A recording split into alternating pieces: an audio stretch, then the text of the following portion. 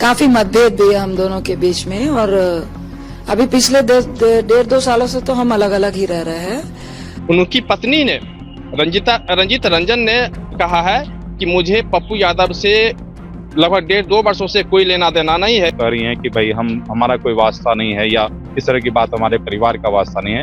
हम कुछ एक एक्सक्लूसिव कुछ जानकारी हमारे पास है, जो तस्वीरें हमारे पास हैं वो हम दिखाएंगे। लेकिन ये जगह जो है इसको मंदिरी नाला कहते हैं और इसके ठीक सामने पप्पू यादव का घर, जहाँ पप्पू यादव रहते हैं। पप्पू यादव लगातार इन दिनों विवादित बयानों की वजह से या फिर दूसरी वजह से काफी चर्चित रहे थे। चर्चित होने की वजह यह थी कि चूंकि लॉरेंस बिश्नोई एक नाम है जिसके चलते वह लगातार इधर सुर्खियों में रहे हैं।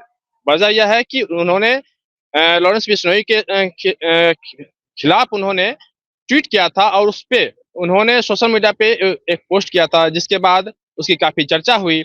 इसके बाद प्रेस से भी उन्होंने जारी किया था, लेकिन जब पत्रकार ने जब उनसे सवाल पूछा तो वो उस पर नाराज हुए और उन्होंने कहा कि इस मैटर पे कोई सवाल ना पूछे।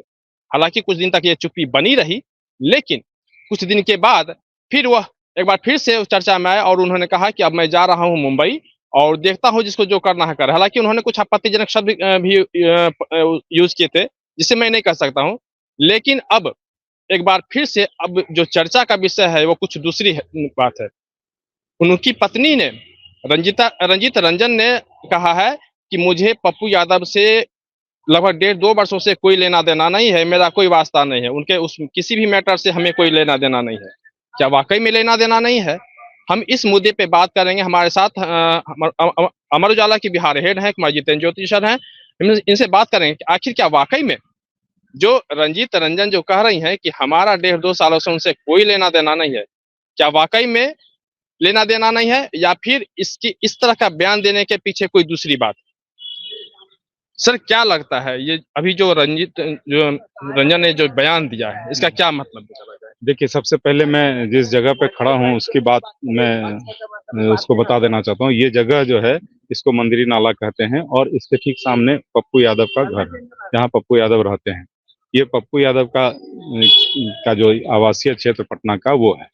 तो मैं सबसे पहले यहाँ पे जो आया इस जब यहाँ पे देखने के लिए आया कि जन अधिकार पार्टी का अस्तित्व बचा हुआ है कि नहीं, तो एक छोटा सा बोर्ड बैनर जो है वो कटा हुआ रखा हुआ है। बाकी पीछे हमारे एक पोस्टर दिख रहा है जिसमें जन अधिकार युवा परिषद के पूर्व पदाधिकारी की तस्वीर है। देखिए क्या है कि पप्पू यादव ने अपनी जन अधिकार पार्टी का विलय कराया कांग्रेस में। विलय जब कराने के बाद उनकी पार्टी का अस्तित्व खत्म हो गया और कांग्रेस में भी आए तो वो कांग्रेस के नहीं रहे। कांग्रेस में उनको स्वीकार नहीं किया गया। मैं इन चीजों को पहले बैकग्राउंड में देख रहा हूँ कि कांग्रेस की सांसद हैं रंजीता रंजन और पति जो है उनके निर्दलीय सांसद हो गए, जबकि वो कांग्रेस में जाने वाले थे। तो सबसे पहली बात यहाँ पर उनका एक मतलब समय कहिए कि समय क्या रहा कि वो जिधर जाना चाह रहे थे, जिसके लिए उन्होंने अपनी मेहनत से लंबे समय तक बनाई गई एक पार्टी को खत्म कर दिया, वो नहीं हुआ। उसके बाद अब जो रंजीता रंजन वाला मामला आया है कि रंजीता रंजन जो कह रही हैं कि भाई हमारा कोई वास्ता नहीं है या इस तरह की बात हमारे परिवार का वास्ता नहीं है। हम कुछ एक एक्सक्लूसिव कुछ जानकारी हमारे पास है, जो तस्वीरें हमारे पास हैं वो हम दिखाएंगे। लेकिन सबसे पहले मैं इस बात पे आना चाहता हूँ कि लॉरेंस बिश्नोई के कारण क्या पप्पू यादव डर गए होंगे? पप्पू यादव क्या डरने वाली छवि हैं? देखिए, पप्पू यादव बाहुबली छवि के नेता रहे हैं। शुरू से बाहुबली के रूप में पप्पू यादव, हम लोग जब पत्रकारिता में आ रहे थे तब बाहुबली के रूप में ही जानते थे उनको, किसी और रूप में उनकी पहचान नहीं थी हमारे पास, हमारे नजर में। एक समय आया उसके बाद उन्होंने समाज सेवा भी शुरू की और पिछले 2019 में जब यहाँ पे बाढ़ आई थी, मतलब पानी बहुत ज्यादा भर गया था, तो पटना में काम करने के लिए पप्पू यादव की पहचान बनी थी। तो इसके पहले भी वो सांसद रहे, जनप्रतिनिधि के रूप में उनकी पहचान अलग रही है।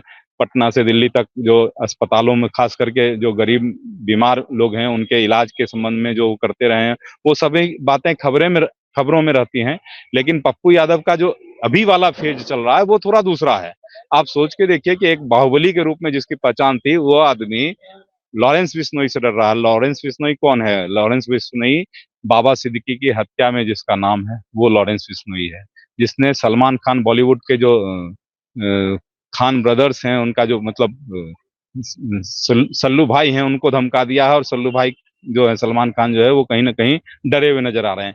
आप समझ सकते हैं कि लॉरेंस बिश्नोई का क्या नेटवर्क रहा होगा। और ऐसे में एक छोटे जगह का एक आदमी, ठीक है उनकी बाहुबली छवि रही थी, एक छवि बदलने के बाद आप वो छवि वापस नहीं ला सकते हैं। एक राजनेता बनने के बाद आप फिर से बंदूकधारी बाहुबली नहीं बन सकते हैं, नहीं बनते हैं। ऐसा हम लोग देखते हैं रहे हैं कि जो यहाँ के बहुत बड़े बड़े नाम रहे हैं, राजन तिवारी हों या जो भी नाम रहे हों, अभी मुन्ना शुक्ला जेल गए हैं, जो भी इस तरह के नाम रहे, आनंद मोहन जेल से लंबे समय बाद वापस आए हैं, जो भी राजनीति में आ गए हैं, फिर वापस वो क्राइम में नहीं जा रहे हैं, नहीं गए हैं।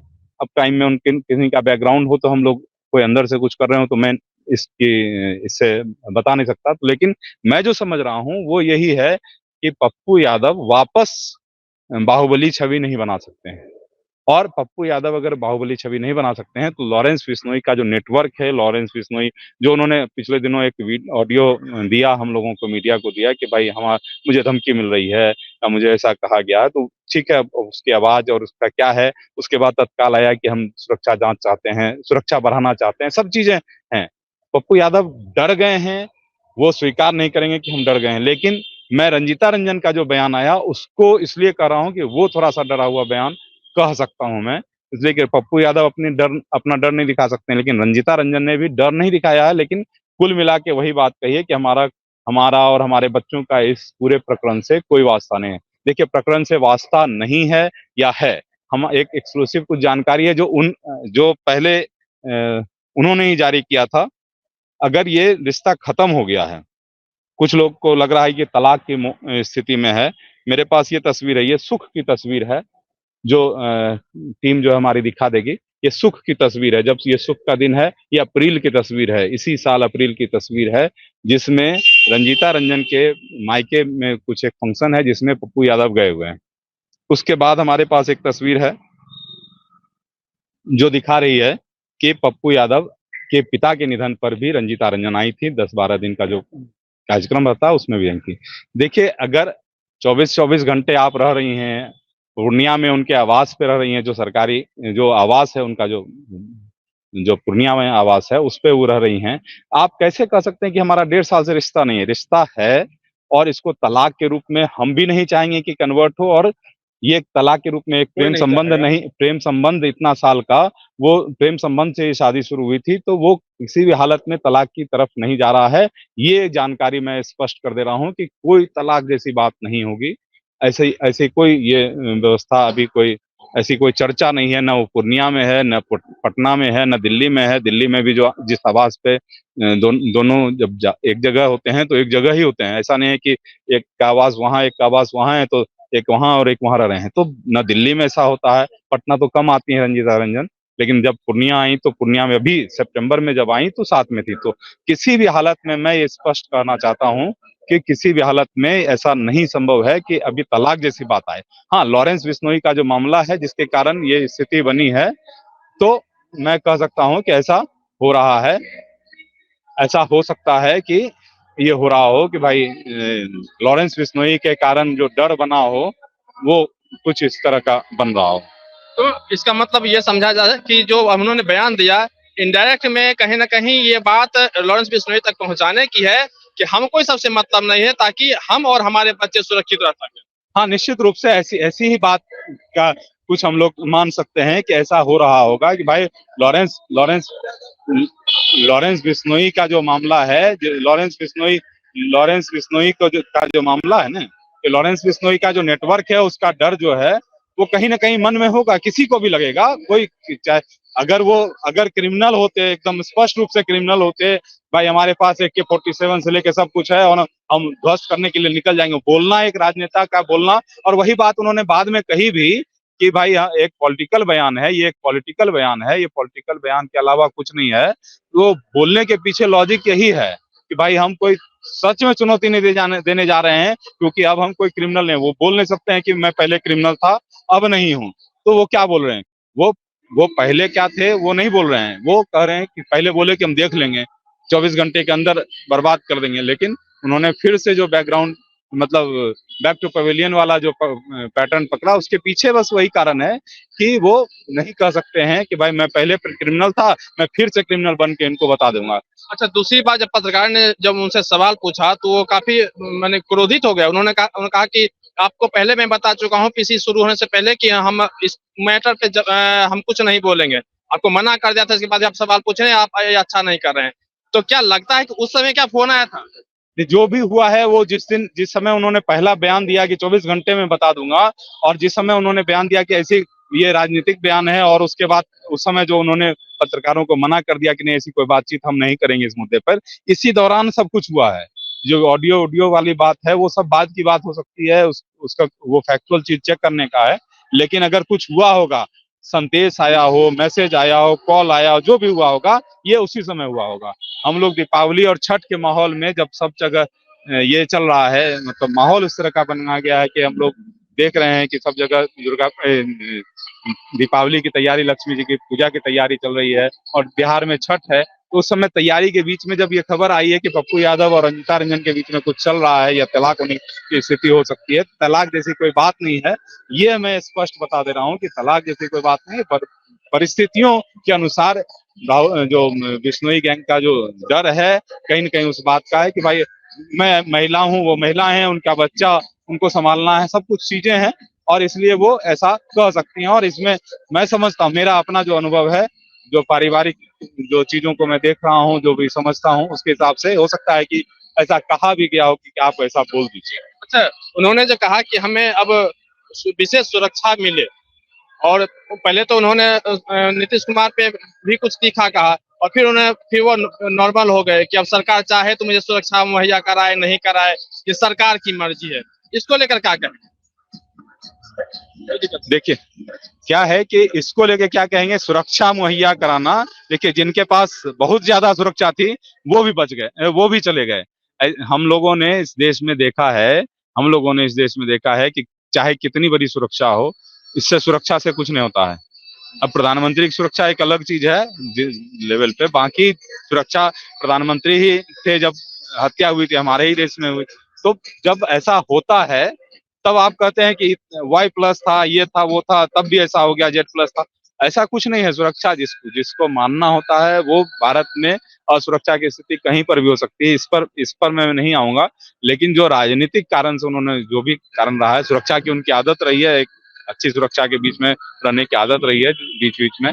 अभी बीच में ये मामला आया तो निश्चित रूप से वो चाहेंगे ही कि भाई उनकी सुरक्षा बढ़ाई जाए। लेकिन मैं समझता हूँ कि सुरक्षा बढ़ भी जाएगी तो ऐसा कुछ नहीं होगा।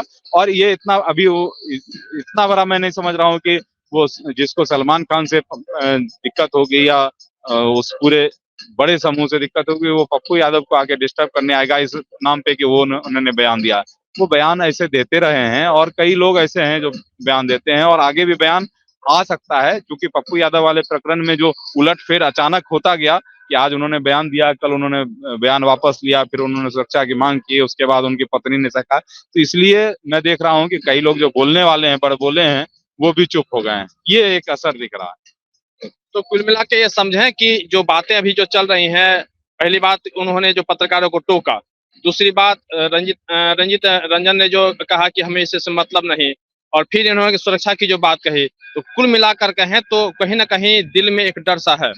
नहीं, डर देखिए मैंने वही कहा कि डर तो है, और डर होना भी चाहिए। क्रिमिनल से कोई भी, मैं किसी भी आदमी, कोई आम आदमी हो, चाहे वो सांसद हो, मंत्री हो, विधायक हो, सबको मैं क्रिमिनल के सामने आम आदमी ही मानता हूँ कि हर एक आदमी को डर होना चाहिए क्रिमिनल से।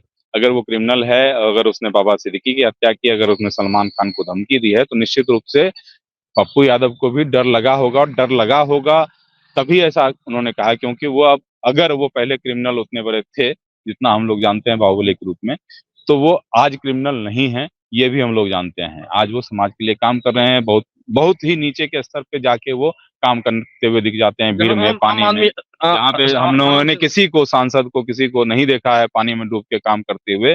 वहां पर एक नेता को, अकेला नेता को हमने पर्सनली यहाँ पे पटना में, जो पटना में बारिश की स्थिति 2019 में हुई थी, उसमें साफ तौर पे देखा था। और कई जगहों पे वो दिखता है कि वो आदमी एकदम लो प्रोफाइल होके घूमते हैं। तो निश्चित रूप से ऐसे लो प्रोफाइल जो रहते हैं लोग, बहुत आडंबर, बहुत इन चीजों के बीच में रहते हैं, तो उनको थोड़ा सा कहीं ना कहीं डर तो होना ही चाहिए और होगा भी, और उसका असर ही मैं इसको रंजीता रंजन वाले प्रकरण को देखता हूँ। कुल मिलाकर कहें तो जो चर्चाएं चल रही हैं और जो जिस तरह से पप्पू यादव ने पहले कहा कि सवाल मत पूछिए, तो वो डर था। रंजीता रंजन का बयान जब इस सब सामने आया है कि पप्पू यादव से मेरी 1.5-2 साल से कोई उनसे मेरा संबंध नहीं रहा है। हालांकि सर बता रहे थे कि किस तरह से जो 2 मौके आए उन दोनों मौकों में एक अच्छा भी समय आया, एक बुरा भी समय आया और दोनों समय में दोनों साथ दिखे, एक साथ दिखे। ऐसे में ये खैर इससे यह बात तो बिल्कुल स्पष्ट हो जाती है कि रंजीत रंजन ने जो कहा कि हम लोगों का कहीं से कोई लेना देना नहीं है, ये तो बिल्कुल ये गलत बात साबित हो रही है। लेकिन जो डर है अपराधी है, चूंकि अपराधी का भी डर होना ही चाहिए, क्योंकि पप्पू यादव बिल्कुल सामान्य लोगों से भी आराम से मिलते हैं, किसी के यहाँ कोई तकलीफ होती है, कुछ घटना होती है तो मिलने जाते हैं। तो कुल मिलाकर कहें तो इसमें डर तो है ही। ऐसे में अब देखना होगा कि जिस तरह से साउंड क्लिप वायरल हुआ और जिस तरह कह रहे हैं कि उन्होंने धमकी दिया, तो ये पुलिस जांच की विषय है। अगर आप ये वीडियो YouTube पर देख रहे हैं तो हमारे चैनल को सब्सक्राइब करें और बेल आइकन को दबाना ना भूलें। अगर आप Facebook पर ये वीडियो देख रहे हैं तो हमारे पेज को लाइक करें।